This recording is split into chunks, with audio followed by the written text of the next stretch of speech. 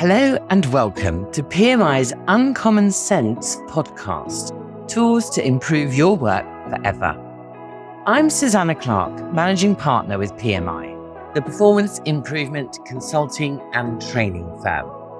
Our Uncommon Sense podcast is a 15-minute conversation with our expert consultants. They talk a lot of common sense, although much of it is not common practice. And that's what this podcast is all about. We want you to be inspired to improve your business through learning more about the tools which can help you succeed and grow. Hello and welcome to PMI's podcast, Uncommon Sense, Tools to Improve Your Work Forever. I'm Susanna Clark, and today I'm joined by Des Kelly. Des, can you introduce yourself? Yeah, hi, Des Kelly, partner consultant with PMI, and I have been for the last 19 years or so. Prior to that, I was the director of quality and process development for Rolls-Royce and Bentley motor cars, and I spent a number of years at senior positions in the automotive industry. I also lecture at the University of Warwick when given the opportunity. Thank you very much. So I've been working with Des to record a series of podcasts all about strategy. And Des has been quite clear that strategy is broken down to three component parts: understanding the world in which we operate, establishing the end goals and objectives, and goal deployment and aligning the organisation. Today, we're looking at the second of those, so establishing the end goals and objectives. And we're going to start off by talking today about the Affinity Diagram and the Interrelationship Diagraph. So, Des, first of all, can you tell me why you've chosen these tools? Well, the two tools that you've just mentioned, so the Affinity Diagram, or AD, and the Interrelationship Diagraph, ID, are the first two tools in our 7 management and planning tools. And the 7 management and planning tools are an integrated system of techniques that we use when we want to take something which is maybe qualitative, it's not quantitative by nature, so the data we've got is opinions, it's thoughts, it's feelings, it's emotions, and we want to translate or create some form of structure to allow us to get a view of what are the things that we should be doing and how can we use this non-numerical data. And it's a technique that's used for building consensus within groups. And it's that consensus building within a strategy that becomes quite useful, because you can get the senior leadership team to develop consensus over what are the strategic objectives that the business is going to be using. And in that context, what's important here is the executives of the business develop consensus. Consensus being operationally defined as maybe not necessarily agreeing with everything, but accepting that we will work with it. And so we want the leadership team to have consensus over the strategic objectives we're going to be using. And the way we develop that consensus is through the tools of AD and ID, Affinity Diagram, Interrelationship Diagraph. And the principal reason behind that is we allow brainstorming and social techniques that allow people to talk through what it is they're thinking and to develop structure around that thinking. So once you've done your consensus and your brainstorming, you create your affinity diagram. And of course, there's a big question at that point, isn't there? Which is, well, where do we start? So the context for this is going to be, we have studied our marketplace. We understand where we are. We have developed theories of things that we could do. And as a result of that, we will have now started to move into strategy deployment. Now, strategy deployment starts with the establishing the organisation's strategic vision. Where are we going to take the business from? You need to have an understanding of your marketplace for that. But developing the strategic vision, not always necessary, but it gives you the lighthouse in which you're going. And then we want to develop the 3 to 5 year strategic objectives, the choices that we are going to make. And to do that, we use the AD, ID, and the sequence diagrams that we're going to be using in our 7 management and planning tools. And we pose the question to the leadership team. If this is the marketplace that we're faced with, this is the strengths, weaknesses, opportunities and threats, these are some of the things that we need to do. And this is our vision of where we wish the business to be in 5-10 years' time. We can now ask ourselves the question, what are the critical things that we need to do in order to deliver our strategy? So we've got 3 elements to this then. We've got the affinity diagram, we've got the interrelationship diagraph, which links you through into a sequence diagram. So tell us the purpose of what we're doing at the affinity diagram stage, Des. So we're responding to a question, and let's assume for the strategy question it is, what are the critical things that we need to address in order to deliver our strategic vision?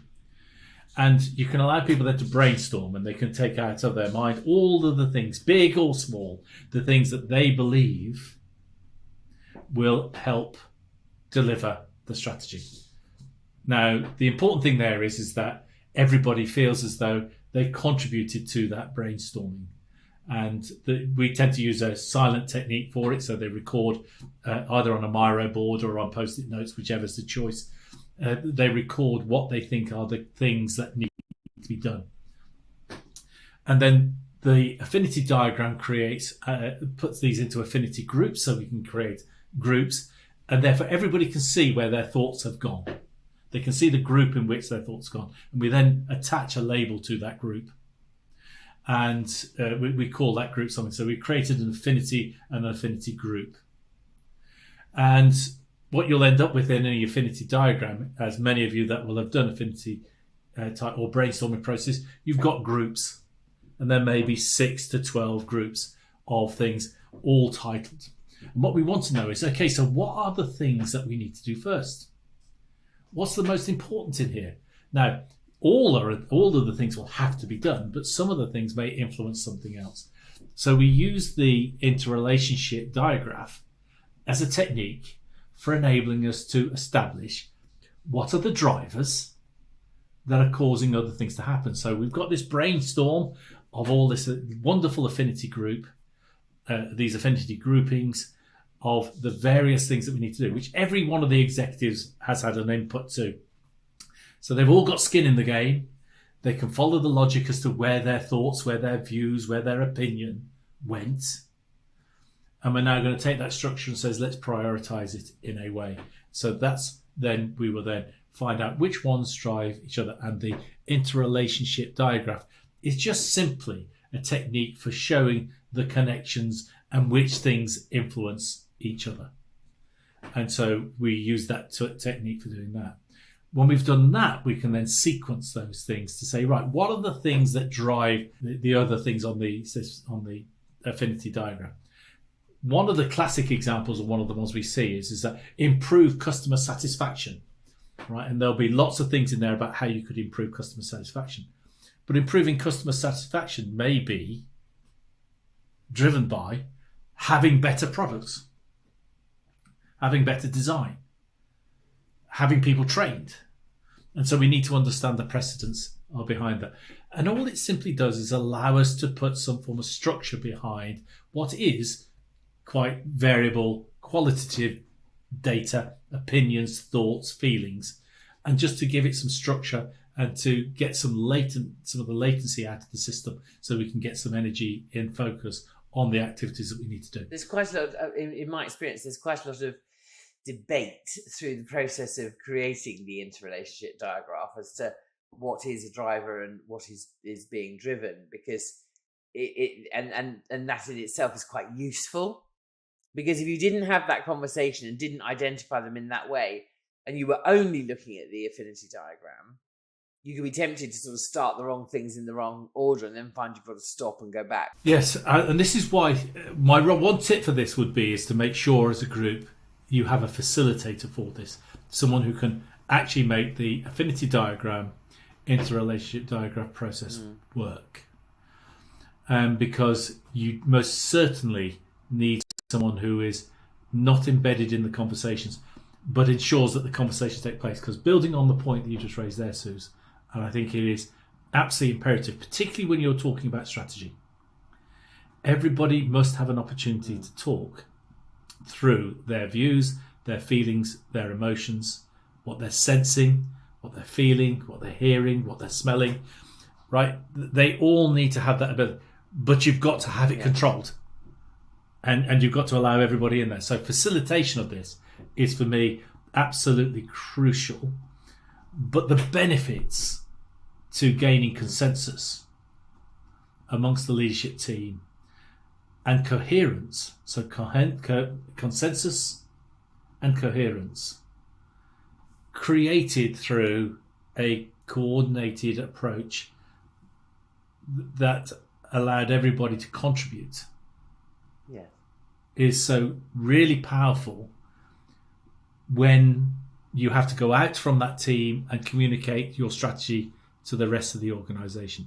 It is one of the key factors that allows the leadership team to be a team together in the room creating the strategy, and then a team together when they're apart out talking to various parts of their organisation, because the intimacy and understanding of the actual strategic intents and the responses to that strategy has been developed through that conversation you've just suggested there, Suze. So but the thing I would do is really, really encourage those conversations. They are absolutely essential to build consensus, but they need to be controlled and therefore need to be facilitated, because otherwise it is a risk that one person may dominate and the real wisdom may be in someone who chose to be silent, and that can often only be articulated and brought forward through good facilitation. So that's actually a good point for this one here. This really does need facilitation. Okay, great. So in terms of what that's going to give us, is that's going to give us a whole raft of ideas, information, as you say, the content about how people feel, that's based upon that early work that's been done, understanding the world in which we operate. But on its own, it's not enough, is it? Because on its own, it's simply a list of things to do. And what we need to do is we need to align that with what we're really trying to accomplish in our organisation. So I know that next time we meet, we're going to talk about how do we do that. Thank you very much, Des. Thank you very much for listening to us today. As ever, you can get in touch with us. You can email us if you have any questions for Des, team@pmi.co.uk. You can also find lots of information supporting this, and I know there's toolboxes on ADs and IDs, so please do go to our Knowledge Hub for all of that information. And thank you very much for listening to us, and thank you very much today for your time, Des. Thank you so much for joining us. You can find more episodes of our Uncommon Sense Tools to Improve Your Work Forever in our Knowledge Hub on our website, or, of course, your favourite podcast platform. And do subscribe so you never miss an episode.